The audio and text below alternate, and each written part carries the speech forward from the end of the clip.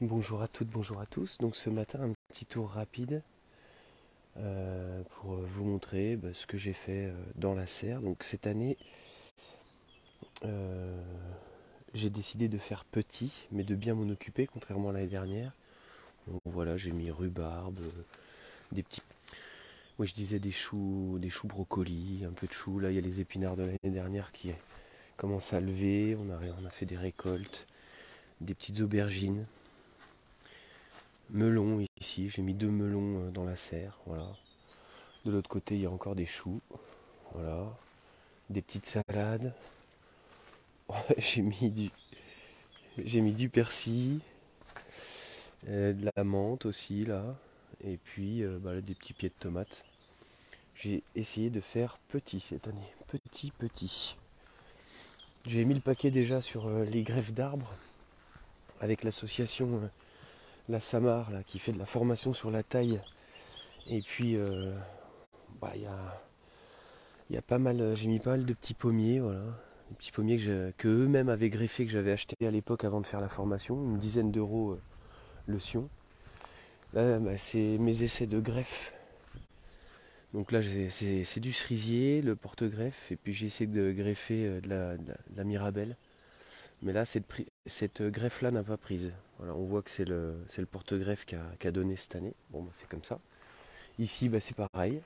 Ah, il y a un tout petit départ de feuilles, on voit pas bien là, mais un tout petit départ ici. Donc apparemment, la greffe sur cerise, c'est pas super simple, on m'a dit. Bon, bref. J'avais préparé 4 bandes de culture là. Ici, donc, il y a de la tomate, des courgettes, potimarron, artichaut, la bande de melon ici. Voilà.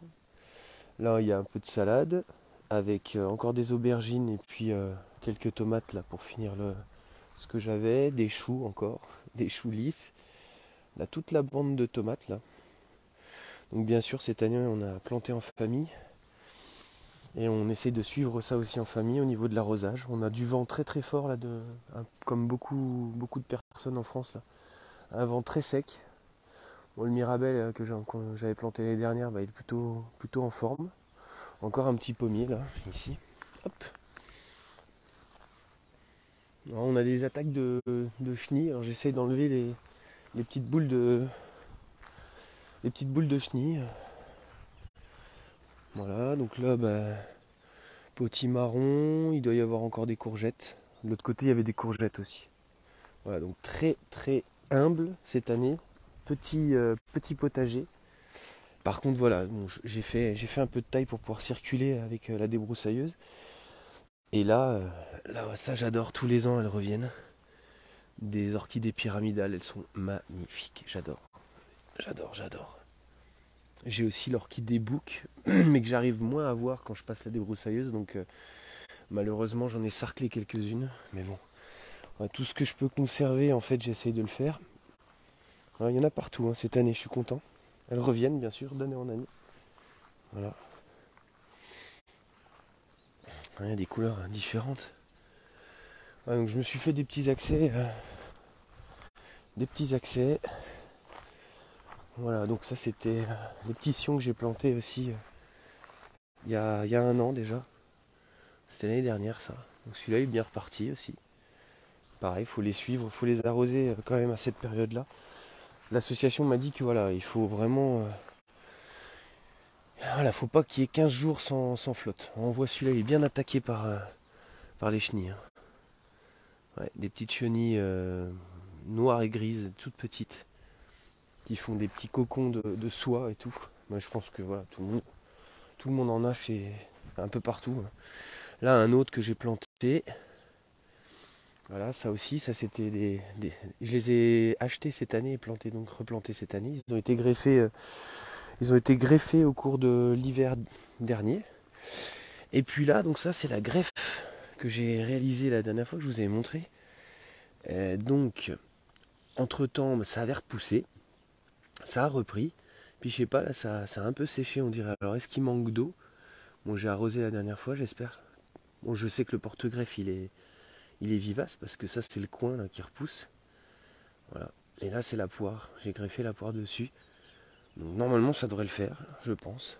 La greffe a prise en tout cas parce que les feuilles sont sorties. Donc ça c'est cool. Et puis les greffes, c'est ça que je voulais vous montrer avant de couper la vidéo. Mais les greffes que j'ai réalisées directement sur les drageons de coin. Donc celui qu'on vient de voir c'est un coin que j'ai sorti en fait de cet endroit là. J'ai sorti une galette ici là et je l'ai remise là-bas. Et enfin je l'ai remis là-bas. Et ici donc j'avais fait une greffe aussi. Donc là elle a prise aussi. Mais depuis ça a séché un peu. Les feuilles ont séché un peu. Mais je sais que la greffe est partie là-dessus. Donc ça c'est pareil, hein, on a toujours le porte-greffe de coin. Donc j'ai pas noté sur le panneau mais voilà. Porte-greffe de coin et poire au-dessus sur le greffon. Voilà, donc là par exemple, ça n'a pas fonctionné. Là c'est le porte-greffe qui a pris. Donc le coin qui rejette en fait. Et là le porte-greffe le greffon de poire il n'a pas pris. J'ai observé que quand le diamètre était faible, de ce que j'ai vu là, de ce que j'ai fait, quand le diamètre est faible du greffon, eh ben il y a moins de surface de contact avec le porte-greffe et du coup bah, la greffe a l'air d'être plus dure à prendre. Et ici, bah, j'en ai un qui est bien parti. Voilà. Hop, ici. Là on voit bien que la poire elle est partie. Et on voit que le porte-greffe, le diamètre du porte-greffe et le diamètre du greffon, enfin porte-greffe et greffon, bah, sont un peu plus importants. Donc on met plus de chance, je pense, de son côté quand on fait une greffe avec un diamètre un peu plus gros, quoi. Voilà. J'en ai fait un autre là, une autre derrière, j'avais essayé aussi. Donc voilà, on voit que c'est le porte-greffe qui a pris. Voilà, on voit que c'est le coin qui est reparti. Et la poire, bah, elle a rien donné.